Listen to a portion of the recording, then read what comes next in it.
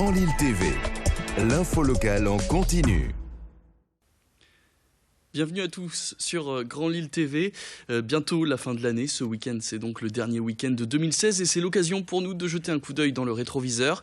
Toute la semaine, nous allons vous présenter ou vous représenter les portraits de personnes qui nous ont marqués cette année. C'était au mois d'octobre du côté des terres. L'initiative avait fait beaucoup réagir, notamment sur les réseaux sociaux. La ville avait lancé le contrat de bénévolat à destination des bénéficiaires du RSA Socle, c'est-à-dire ceux qui ne vivent qu'avec le RSA et qui ne travaillent pas du tout. Sur la base du volontariat, les allocataires donnent quelques heures de leur temps à la municipalité pour effectuer des missions diverses.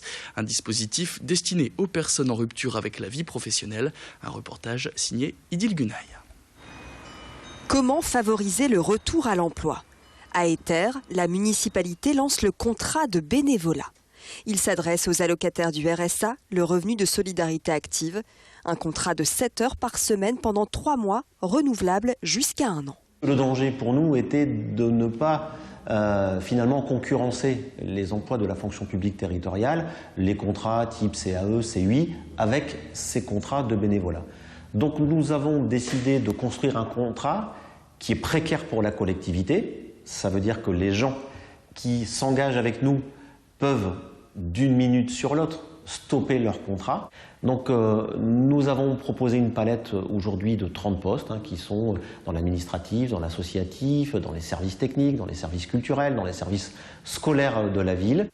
Pour l'heure, ce dispositif concerne 3 personnes. Parmi elles, Sébastien, 48 ans. Sa mission, ouvrir le parc municipal et nourrir les animaux. Un travail bénévole que cet ancien commercial prend à cœur chaque matin. Ce qui m'apporte, c'est surtout de faire quelque chose, de se lever le matin pour pas rester au lit et regarder la télévision. Et puis, je pense que c'est logique, en étant au RSA, qu'on fasse quelque chose.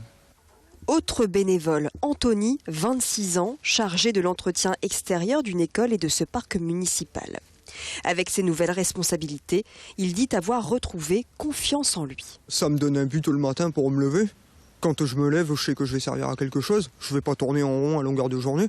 J'ai rencontré des gens que j'aurais peut-être pas rencontrés si j'avais pas fait cette chose-là. Et puis c'est positif, on nous dit qu'on fait bien notre travail, donc ça nous motive à continuer pour le faire encore mieux. Objectif pour la municipalité, atteindre 30% des allocataires du RSA grâce à ce contrat de bénévolat. Retour maintenant à l'actualité, on prend la direction de Roubaix où le théâtre de la Maquellerie est victime de harcèlement. Lundi dernier vers 23h30, une voiture a été incendiée devant le bâtiment. Un incendie qui a détruit une partie de la façade et ce n'est pas la première fois qu'un tel événement se produit. Le premier incendie avait été déclaré en novembre 2015, le soir même des attentats à Paris. Et lundi dernier, les flammes ont été déclarées après l'attentat sur le marché de Noël de Berlin. Un événement qui n'est sûrement pas un hasard pour les salariés du théâtre. Depuis plusieurs années, ils se disent victimes d'intimidation de la part d'individus les accusant de satanisme. Pourtant, ils ne pointent personne du doigt, mais craignent pour leur avenir, comme vous pouvez l'entendre dans cette interview accordée à Louis Caillé. Les enfants que nous accueillons ici, les parents sont paniqués. Ils se disent, mais est-ce qu'on doit laisser nos enfants dans ce théâtre ? Ça amène à quoi ? Ça amène à cette intimidation risque, c'est pas encore fait, je l'espère, mais risque d'amener à ce que la fréquentation du théâtre s'amenuise, voire disparaisse. Pourquoi pas ? En tout cas pour les enfants. Finalement, le simple fait de provoquer de la peur fait que ce théâtre peut devenir une coquille vide. S'il n'y a pas une réaction de la part de nos partenaires et particulièrement de la mairie.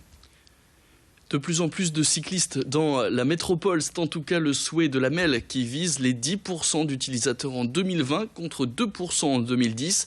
Alors pour convaincre les plus sceptiques et améliorer le confort des cyclistes, un plan de 30 millions d'euros a été voté au début du mois de décembre. L'objectif, 100 km de voies cyclables en plus, mais aussi plus de confort et de la sécurité sur des sites sensibles, 20 en tout pour les 2 roues. Autre point, la création d'une aide financière allant jusqu'à 150 € pour l'achat d'un vélo neuf à condition de l'utiliser tous les jours, notamment pour aller depuis chez soi pour aller au travail.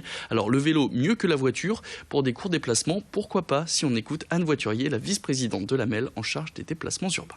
80% des déplacements métropolitains se font sur moins de 5 km. Eh bien 5 km, c'est une distance qui est tout à fait accessible au vélo. Et donc il faut répéter ce message. Lorsque vous faites moins de 5 km, prenez votre vélo. C'est économique, écologique, c'est bon pour la santé. Ce sont des messages simples qu'il faut répéter et répéter jusqu'à ce qu'ils soient compris et assimilés par nos concitoyens. Et puis avant de terminer ce flash, direction l'Institut Pasteur de Lille, pour qui les fins d'année sont primordiales. Cette année, ils espèrent récolter 1 600 000 € de dons. 40% de ces dons dont ils dépendent sont faits par la population sur le dernier trimestre. Et pour tenter de sensibiliser les donateurs, ils ont plusieurs arguments. D'abord, une défiscalisation à hauteur de 66% pour chaque don fait jusqu'au 31 décembre, mais aussi un échange. De nombreuses journées portes ouvertes sont organisées chaque année par l'Institut. Alors faire comprendre à quoi servent ces dons dans cet institut de recherche sur les pathologies liées à la vieillesse, comme Alzheimer par exemple, c'est la volonté de l'Institut Pasteur de Lille. On propose aussi aux gens qui nous soutiennent de soutenir des projets, mais de venir voir aussi, c'est-à-dire que les gens peuvent soutenir des projets spécifiques, mais venir visiter les laboratoires, rencontrer les chercheurs et comprendre en quoi ils aident l'amélioration des connaissances. Donc on a des conférences tous les mois au sein de l'Institut Pasteur de Lille, mais on a aussi des portes ouvertes, on a des rencontres avec des chercheurs. Donc ce qui est important pour nous, c'est que les gens comprennent concrètement à quoi sert leur don. C'est la fin de ce flash. Merci à tous de l'avoir suivi. Prochain rendez-vous avec l'information, ce sera dans un quart d'heure. Avant ça, on prend la direction du ciel avec Clotilde Leguevac.